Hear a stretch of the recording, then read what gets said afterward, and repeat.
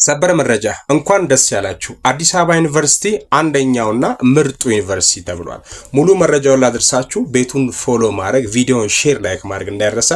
ጥር 11 2018 ዓ.ም በQS የዓለም ዩኒቨርሲቲ ደረጃዎች መሰረት የአዲስ አበባ ዩኒቨርሲቲ ከምስራቅ አፍሪካ አንደኛ ደረጃን ይዟል።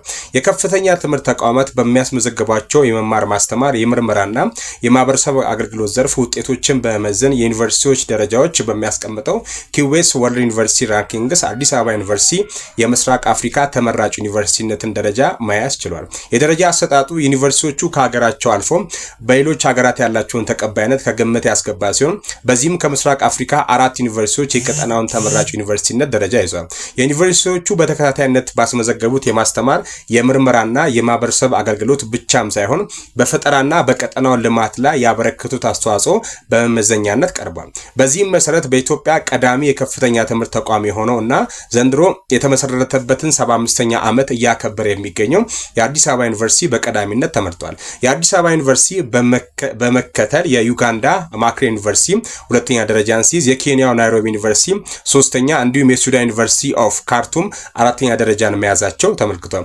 አዲስ አበባ ዩኒቨርሲቲ በሁማኒቲስ፣ ሶሻል ሳይንስ፣ ኢንጂነሪንግ እና የጤና ሳይንስ ጠንካራ ስራዎች የሰራ ሲሆን በርካታ የምርምር ተቋማትን ከፍተኛ ሚና እየተጫወተ እንደሚገኝም ቢዝነስ ኢንሳይደር አፍሪካ ዘግቧል። የዩኒቨርሲቲው ባከናወናቸው ስራም ከኢትዮጵያ ባሻገር በምስራቅ አፍሪካ የከፍተኛ ትምህርት ትልቅ ሚና የሚጫወት ቁልፍ ተቋም እንደሆነ ዘገባው አመልክቷል። የምስራቅ አፍሪካ ሀገራትን ምናልባት ግር ላላችሁ ለምሳሌ ሱዳን፣ ጅቡቲ፣ ማላዊ፣ ታንዛኒያ፣ ኬንያ ምናምን እነዚህ የምስራቅ አፍሪካ ኤስት አፍሪካ የምንላቸው ናቸው። የዚህ ዩኒቨርሲቲ አንደኛ መባል ተማሪዎች ነገ ወደ ኢትዮጵያ መጥተው የመማር እድል እንዲያገኙ ይረዳል ማለት ነው። አሪፍ ነው።